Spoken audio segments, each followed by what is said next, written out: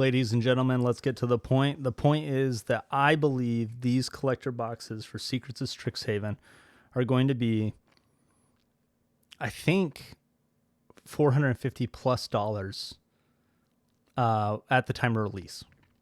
So release is about a month from now. I believe, when is, oh yeah, it's right here. Release date 4/24. And so right now they're pre-ordering for 400. And you can see a little bit of this recent history. They're pre-ordering a month ago for 470, and some people are buying. But the price has dropped, and it's dropped to the 370s, and then now we're back at kind of like a 400. And this is the thing. So let me explain to you how this works, how the world of pre-ordering and everything works. Right now, if you watch this video right when it comes out, we're in the last few hours of pre-spoilers. And there's already been some spoilers. So in some ways, we're already in the spoiler season. But the official kind of debut where they start revealing stuff and start building hype for the set starts today. Once the hype is there, the risk is gone, right? And that's the thing, is that distribution, the game stores work through. So if you own a brick and mortar store, you have to make a decision about whether you want the product or not before the cards are revealed. You have minimal information and you have to decide, is this something I want to be a part of, or is this something I want to skip out on? And that's because that's when it's risky. All of the gains involve risk. If you wanted risk-free returns, you could invest in U.S. Treasury bonds or whatever, and you could get your guaranteed 3, 4, maybe 5%. If you want low risk, you could invest in index funds, and you could get 7% return or whatever. Now, if you want risk, you invest in a Magic the Gathering set before the spoilers come out, right? That is risk. You don't know. You don't know if it's going to be like an Innistrad Midnight Hunt. You don't know if it's going to be like an Edge of Eternities, where people thought it was bad before spoilers, and the spoilers come out and people are like, wait, this is actually kind of good. You just don't know. And so Secrets of Strixhaven right now, if you're watching this when this video comes out, is the last few hours of risk, of not knowing whether the set's going to be good or not.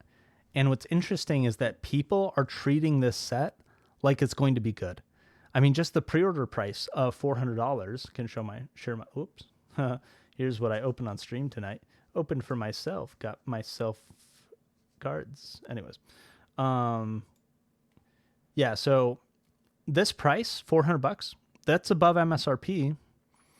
MSRP for a collector box of an in-universe set is $350. So there's already a premium on these, and it's not like this premium is unjustified, as in we did see a kind of bottom, and it's true, like spoilers could come out tomorrow and people could be like, wow, these cards are terrible, and then the price could go down even more. But that's just not going to happen. We've got a bonus sheet that I think is going to be killer. I mean, this is all just Nick speculating now, but from what I've seen, I just think this is going to be good. I think it's going to be a great set, great product, and I've been very happy to try to get a hold of a number of these collector booster boxes for under $350 each, and hopefully I'm able to secure many of those and my orders don't get canceled and stuff, because I think that when release date comes, this is going to be a $450 plus box, and that is my official prediction, is that a month from now, $450 plus on TCG Player. That'd be sweet. That'd be really sweet. Let's talk about one more thing. Let's talk about, if you're in the stream, apologies, this is what we took a look at on the stream, but let's take a look at the years of what it was like to invest in collector boxes for Magic the Gathering. Years like 2021, where out of the 246 collector boxes that came out in 2021, only one of them performed particularly well over time, which was Strixhaven. And all of those gains for Strixhaven happened to be in the past year, basically. In the past year, it went from $300 to $500. So what's crazy, though, is that if you bought all these boxes that have not performed well, your Kaldheim, your Modern Horizons 2, your Adventures in the Forgotten Realms, your Midnight Hunt, your Crimson Vow.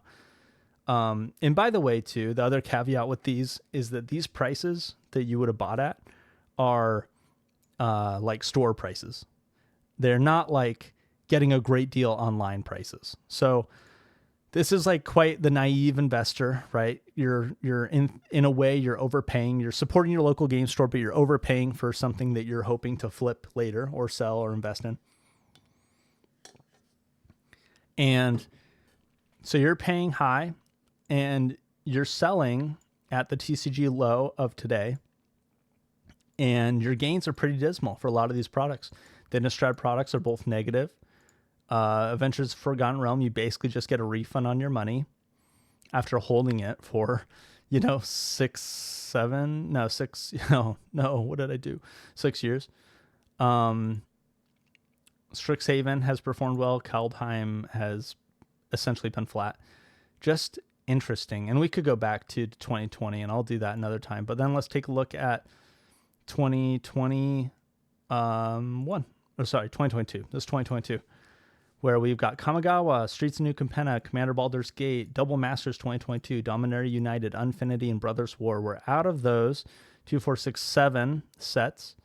One of them did negative, Streets of New Capenna, negative expected value over the past 4 years. Then we had 3 sets that did, 3 sets that did okay, or I guess 2 sets that did okay.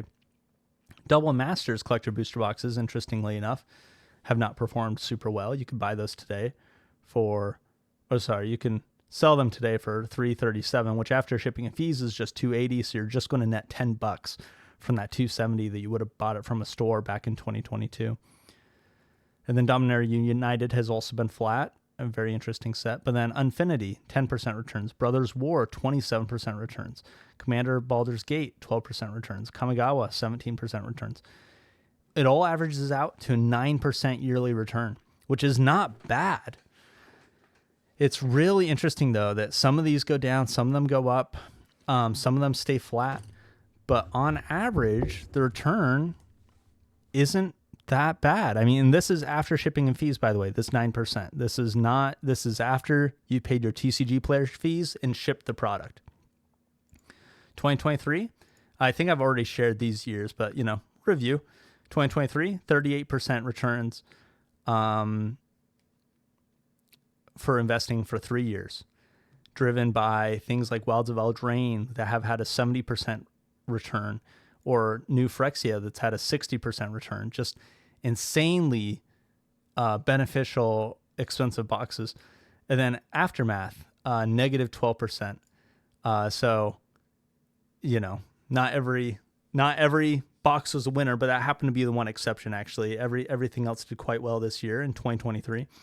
2024 was the apex of success with 84% returns, driven by Foundations, 140% returns, Bloomborough, 176% returns, Fallout, 190% returns. Just out of this world success from sets that came out in 2024. But there's also the Murders at Carla Manor, negative 1.4% returns. And once again, these prices too are more of the kind of retail prices. This isn't like I had distribution access or I got a really good deal price. So very interesting there that even if you're overpaying for stuff, you would still be experiencing these massive returns from a booming year like 2024. 2025, 26% overall returns. And that includes Spider-Man, losing money on Spider-Man, and losing money on Avatar, losing money on Aether Drift. But the gains from Dragonstorm, Final Fantasy, Edge of Eternities, and Innistrad Remastered far outweigh those losses. I don't think you could get Innistrad Remastered for $240. I think it was $280. No, still. And at this point, 2025, we're looking at just a quick flip. So you've held most of these for less than a year, and you're able to get 24% back on your money. Insane. So what's the takeaway? Well, the takeaway is there's a lot of money to be made when it comes to collector booster boxes. I think one key takeaway is that the flippers can do well. I think that there's a lot of opportunity if you can find the right price, if you can find the distribution, the low price, the Patreon program price, you can buy these collector displays, these collector booster boxes, and just flip them relatively quickly and make good money, at least in this current market. Maybe things could change. I mean, they certainly will change at some point, but it is just unreal how much opportunity there is in this market when it comes to collector booster boxes. Hey, my name's Nick. If you haven't subscribed, you ought to. If you have subscribed, you should really share this with a friend. Do a good deed. You like this stuff? Share it out there. You know what I'm saying? Thanks for watching all. Have a great day.